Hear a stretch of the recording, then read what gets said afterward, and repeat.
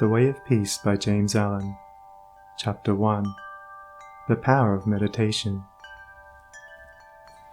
Spiritual meditation is the pathway to divinity. It is the mystic ladder which reaches from earth to heaven, from error to truth, from pain to peace. Every saint has climbed it, every sinner must sooner or later come to it, and every weary pilgrim that turns his back upon self and the world, and sets his face resolutely toward the Father's home, must plant his feet upon its golden rounds. Without its aid, you cannot grow into the divine state, the divine likeness, the divine peace, and the fadeless glories and unpolluting joys of truth will remain hidden from you. Meditation is the intense dwelling, in thought, upon an idea or theme, with the object of thoroughly comprehending it. And whatsoever you constantly meditate upon, you will not only come to understand, but will grow more and more into its likeness, for it will become incorporated into your very being, will become, in fact, your very self. If, therefore, you constantly dwell upon that which is selfish and debasing, you will ultimately become selfish and debased. If you ceaselessly think upon that which is pure and unselfish, you will surely become pure and unselfish. Tell me what that is upon which you most frequently and intensely think, that to which, in your silent hours, your soul most naturally turns, and I will tell you to what place of pain or peace you are traveling, and whether you are growing into the likeness of the divine or the bestial. There is an unavoidable tendency to become literally the embodiment of that quality upon which one most constantly thinks.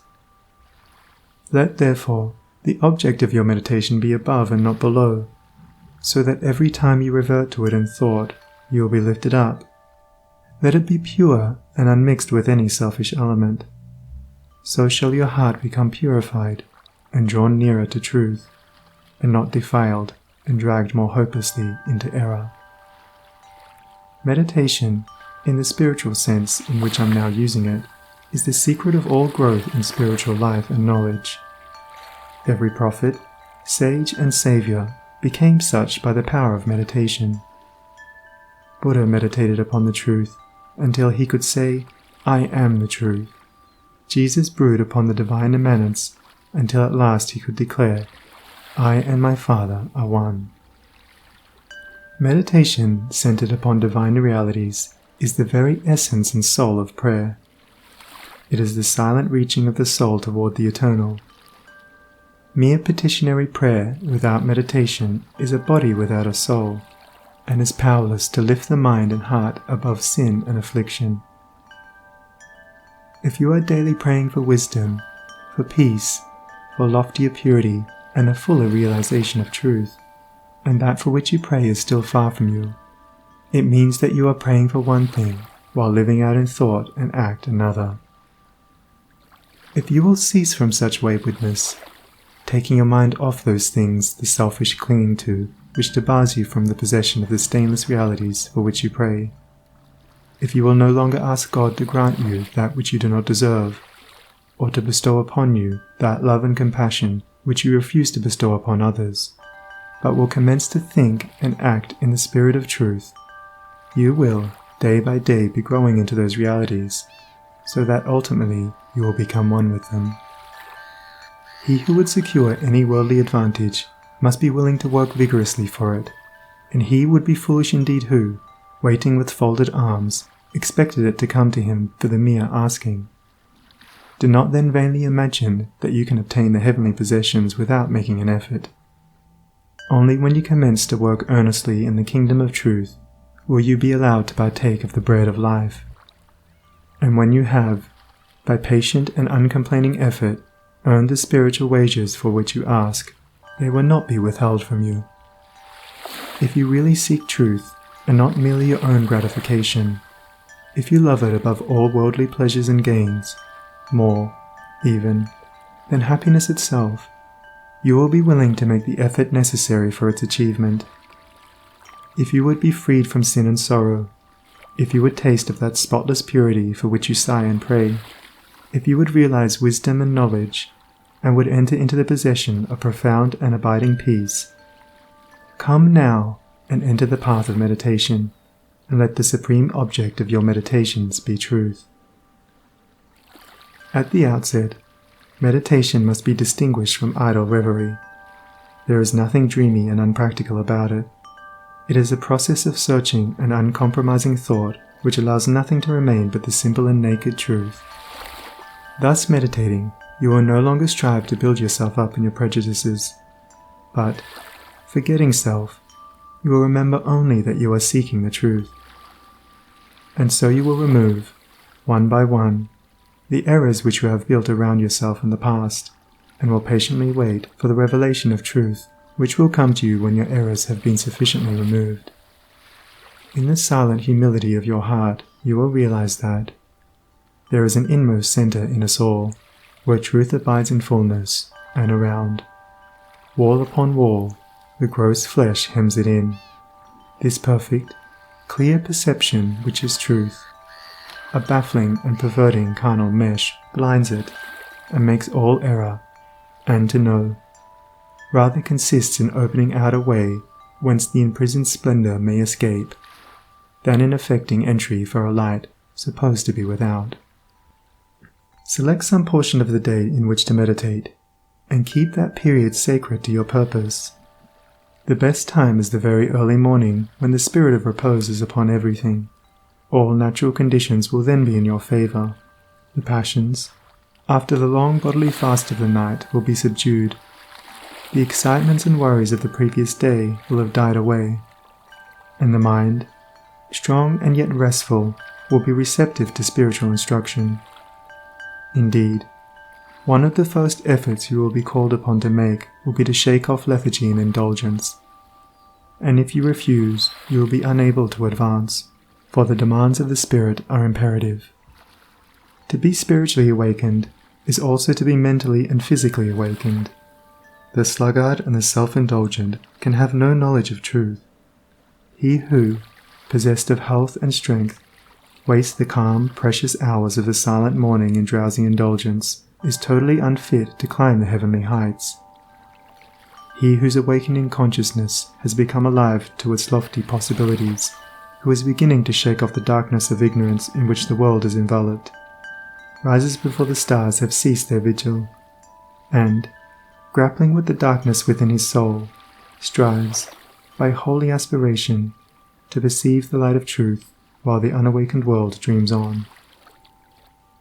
The heights by great men reached and kept, and were not attained by sudden flight, but they, while their companions slept, were toiling upward in the night. No saint, no holy man, no teacher of truth ever lived who did not rise early in the morning. Jesus habitually rose early, and climbed the solitary mountains to engage in Holy Communion. Buddha always rose an hour before sunrise and engaged in meditation, and all of his disciples were enjoined to do the same. If you have to commence your daily duties at a very early hour, and are thus debarred from giving the early morning to systematic meditation, try to give an hour at night, and should this, by the length and laboriousness of your daily task, be denied you, you need not despair, for you may turn your thoughts upward in holy meditation in the intervals of your work, or in those few idle minutes which you now waste in aimlessness. And should your work be of that kind which becomes by practice automatic, you may meditate while engaged upon it. That eminent Christian saint and philosopher, Jacob Boehme, realized his vast knowledge of divine things whilst working long hours as a shoemaker. In every life there is time to think, and the busiest, the most laborious, is not shut out from aspiration and meditation. Spiritual meditation and self-discipline are inseparable. You will, therefore, commence to meditate upon yourself so as to try and understand yourself. For, remember, the great object you will have in view will be the complete removal of all your errors in order that you may realize truth. You will begin to question your motives, thoughts, and acts, comparing them with your ideal, and endeavoring to look upon them with a calm and impartial eye. In this manner, you will be continually gaining more of that mental and spiritual equilibrium without which men are but helpless straws upon the ocean of life. If you are given to hatred or anger, you will meditate upon gentleness and forgiveness, so as to become acutely alive to a sense of your harsh and foolish conduct.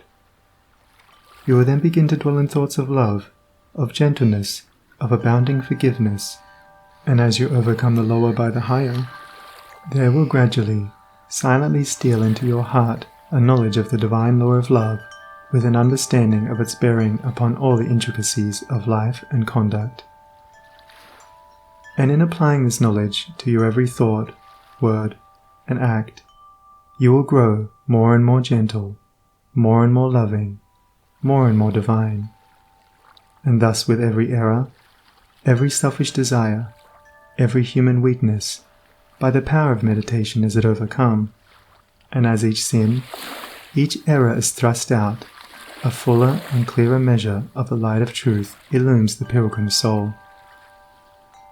Thus meditating, you will be ceaselessly fortifying yourself against your only real enemy, your selfish, perishable self, and will be establishing yourself more and more firmly in the divine and imperishable self that is inseparable from truth. The direct outcome of your meditations will be a calm, spiritual strength which will be your stay and resting place in the struggle of life. Great is the overcoming power of holy thought, and the strength and knowledge gained in the hour of silent meditation will enrich the soul with saving remembrance in the hour of strife, of sorrow, or of temptation. As, by the power of meditation you grow in wisdom, you will relinquish, more and more, your selfish desires which are fickle, impermanent, and productive of sorrow and pain, and will take your stand, with increasing steadfastness and trust, upon unchangeable principles, and will realize heavenly rest. The use of meditation is the acquirement of a knowledge of eternal principles, and the power which results from meditation is the ability to rest upon and trust those principles, and so become one with the eternal. The end of meditation is, therefore, direct knowledge of truth, God, and the realization of divine and profound peace. Let your meditations take their rise from the ethical ground which you now occupy. Remember that you are to grow into truth by steady perseverance. If you are an Orthodox Christian, meditate ceaselessly upon the spotless purity and divine excellence of the character of Jesus, and apply his every precept to your inner life and outward conduct, as to approximate more and more toward his perfection. Do not be as those religious ones who, refusing to meditate upon the law of truth and to put into practice the precepts given to them by their master, are content to formally worship, to cling to their particular creeds, and to continue in the ceaseless round of sin and suffering. Strive to rise, by the power of meditation, above all selfish clinging to partial gods or party creeds, above dead formalities and lifeless ignorance, thus walking the highway of wisdom, with mind fixed upon the spotless truth. You shall know no halting place short of the realization of truth. He who earnestly meditates first perceives the truth, as it were, afar off, and then realizes it by daily practice. It is only the doer of the word of truth that can know the doctrine of truth, for though by pure thought the truth is perceived, it is only actualized by practice. Said the divine Gautama, the Buddha, he who gives himself up to vanity and does not give himself up to meditation, forgetting the real aim of life and grasping at pleasure, will in time envy him who has exerted himself in meditation. And he instructed his disciples in the following 5 great meditations. The first meditation is the meditation of love, in which you so adjust your heart that you long for the weal and welfare of all beings, including the happiness of your enemies. The second meditation is the meditation of pity, in which you think of all beings in distress, vividly representing in your imagination their sorrows and anxieties, as to arouse a deep compassion for them in your soul. The third meditation is the meditation of joy, in which you think of the prosperity of others and rejoice with their rejoicings. The fourth meditation is the meditation of impurity, in which you consider the evil consequences of corruption, the effects of sin and diseases. How trivial often the pleasure of the moment, and how fatal its consequences. The fifth meditation is the meditation on serenity, in which you rise above love and hate, tyranny and oppression, wealth and want, and regard your own fate with impartial calmness and perfect tranquility. By engaging in these meditations, the disciples of the Buddha arrived at a knowledge of the truth. But whether you engage in these particular meditations or not matters little, so long as your object is truth, so long as you hunger and thirst for that righteousness which is a holy heart and a blameless life. In your meditations, therefore, let your heart grow and expand with ever-broadening love, until, freed from all hatred and passion and condemnation, it embraces the whole universe with thoughtful tenderness. As the flower opens its petals to receive the morning light, so open your soul more and more to the glorious light of truth. Soar upward upon the wings of aspiration, be fearless, and believe in the loftiest possibilities. Believe that a life of absolute meekness is possible. Believe that a life of stainless purity is possible. Believe that a life of perfect holiness is possible. Believe that the realization of the highest truth is possible. He who so believes climbs rapidly the heavenly hills, whilst the unbelievers continue to grope darkly and painfully in the fog-bound valleys. So believing, so aspiring, so meditating, divinely sweet and beautiful will be your spiritual experiences, and glorious the revelations that will enrapture your inward vision. As you realize the divine love, the divine justice, the divine purity, the perfect law of good or God, great will be your bliss and deep your peace. Old things will pass away, and all things will become new. The veil of the material universe, so dense and impenetrable to the eye of error, so thin and gauzy to the eye of truth, will be lifted, and the spiritual universe will be revealed. Time will cease, and you will live only in eternity. Change and mortality will no longer cause you anxiety and sorrow, for you will become established in the unchangeable, and will dwell in the very heart of immortality. Star of Wisdom. Star that of the birth of Vishnu, birth of Krishna, Buddha, Jesus. Told the wise ones, heavenward looking, waiting, watching for thy gleaming, in the darkness of the night time, in the starless gloom of midnight, shining herald of the coming of the kingdom of the righteous, teller of the mystic story, of the lowly birth of Godhead, in the stable of the passions, in the manger of the mind-soul, silent singer of the secret, of compassion deep and holy, to the heart with sorrow burdened, to the soul with waiting weary, star of all-surpassing brightness, thou again dost deck the midnight, thou again dost cheer the wise ones, watching in the creedal darkness, weary of the endless battle with the grinding blades of error, tired of lifeless, useless idols, of the dead forms of religions, spent with watching for thy shining. Thou hast ended their despairing. Thou hast lightened up their pathway. Thou hast brought again the old truths to the hearts of all thy watchers. To the souls of them that love thee, thou dost speak of joy and gladness, of the peace that comes of sorrow. Blessed are they that can see thee, weary wanderers in the night time. Blessed they who feel the throbbing, in their bosoms feel the pulsing, of a deep love stirred within them by the great power of thy shining. Let us learn thy lesson truly, learn it faithfully and humbly. Learn it meekly, wisely, gladly. Ancient star of holy Vishnu, light of Krishna, Buddha, Jesus.